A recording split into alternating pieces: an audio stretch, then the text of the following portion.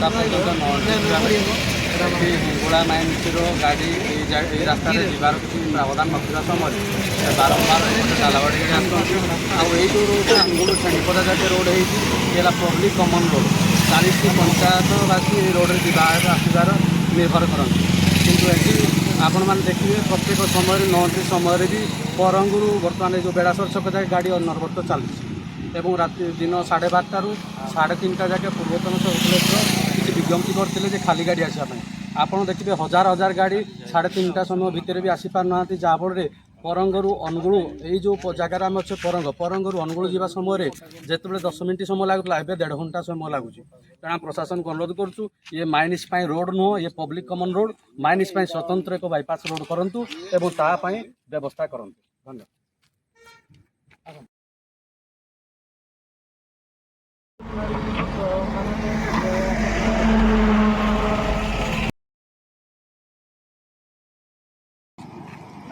ଅନନ୍ତ କୁମାର ବେହେରା। ଆମର ମଣ୍ଟୁ ଟାଇମ୍ ସକାଳ 6ରୁ ରାତି 10ଟା ଥିବା ବେଳେ ପୂର୍ବତନ ପୂର୍ବରୁ କଲେକ୍ଟର କିଏ ବିଜ୍ଞପ୍ତି କରିଥିଲେ 12:30ରୁ 3:30 ଯାକେ ଖାଲି ଗାଡ଼ି ଖାଲି ଆସିବ, ସିଆଡ଼ୁ ଆସିବ ଆମ ସେଣ୍ଟ୍ରାଲ ଲାଇନ୍କୁ, କିନ୍ତୁ ଭାରିଯାନ ଯିବ ନାହିଁ। କିନ୍ତୁ ସକାଳ 6ରୁ ରାତି 10ଟାରେ ଆପଣ ଯେତେବେଳେ ଦେଖିବେ ଭାରିଯାନ ଚଳାଚଳ ମାନେ ଯେଉଁଭଳିଆ ବିପଦସଂକୁଳ ଅବସ୍ଥାରେ ଯାଉଛନ୍ତି ଆଉ ଦୁଇ ସାଇଡ଼୍ରେ ଛିଡ଼ା ହେଉଛନ୍ତି। ବର୍ତ୍ତମାନ ଗାଡ଼ି ପାସ୍ କରିବା ପାଇଁ ବିଭିନ୍ନ ସମସ୍ୟା ସମ୍ମୁଖୀନ ହେଉଛନ୍ତି। ଆମେ ଅନୁଗୁଳକୁ ଯିବା ସମୟରେ ଆମର ପାଖାପାଖି 10 ମିନିଟ୍ ସମୟ ଲାଗୁଥିଲା ପୂର୍ବରୁ, ଏବେ ଆମକୁ 1.5 ଘଣ୍ଟା ସମୟ ଲାଗୁଛି। ଆପଣ ଅନୁମାନ କରିବେ ଯେ ବର୍ତ୍ତମାନ କିଛି ସମୟ ପୂର୍ବରୁ ଏଠି ଗୋଟେ ଗାଡ଼ି ପୁଣି ଆକ୍ସିଡେଣ୍ଟ ପଶି ଯାଇଥିଲା। ଯଦି ଆଗରେ ଅଛି ଘର, ସେ ଘର ଦ୍ୱାରା ଧନଜୀବନ କ୍ଷୟକ୍ଷତି ହୋଇଥାନ୍ତା।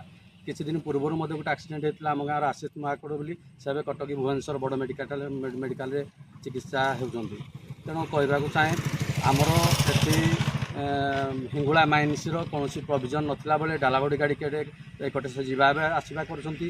ନିଶା ଶିଳ୍ପାଞ୍ଚଳର ଥାନା ଭାରପ୍ରାପ୍ତ ଅଧିକାରୀମାନେ ତାଙ୍କୁ ଛେକୁଥିଲେ ମଧ୍ୟ ଚାଲାଣ କାଟୁଛନ୍ତି ଦୋକାନରୁ ଆମେ ଜାଣିପାରୁନୁ, କିନ୍ତୁ ଗାଡ଼ି ଆସୁଛି। ତା ବାଦ ମୈତ୍ରୀ କମ୍ପାନୀର ଗାଡ଼ି ହଜାର ହଜାର ଗାଡ଼ି ଯାଉଛି, ଯାହାଫଳରେ ଏଠି ଏଇ ଗାଡ଼ି ଏଇ ଯେଉଁ ରାସ୍ତାଟା ଅନୁଗୁଳ ଛେଣ୍ଡିପଦା ଯେଉଁ ରାସ୍ତା ଅଛି ଏ ହେଲା ପବ୍ଲିକ୍ କମନ୍ ରୋଡ଼। ଆମର ଗୋଟେ 40ଟି ପଞ୍ଚାୟତର ଲୋକ ଯାତାୟାତ କରୁଛନ୍ତି, ପବ୍ଲିକ୍ ଯିବା ଆସିବାରେ ଅସୁବିଧା ହେଉଛି। ତେଣୁ ଆମେ ଏହାକୁ ଆଗାମୀ 9 ଏଣ୍ଟ୍ରିକୁ ତୀବ୍ରତର 9 ଏଣ୍ଟ୍ରି ସକାଳ 6ରୁ ପୁରା ରାତି 10ଟା ଯାଏ କରାଯାଉ, ଆଉ ସାଧାରଣ ଲୋକ ଯିବା ଆସିବା ପାଇଁ ତା ପାଇଁ ସରକାର ବ୍ୟବସ୍ଥା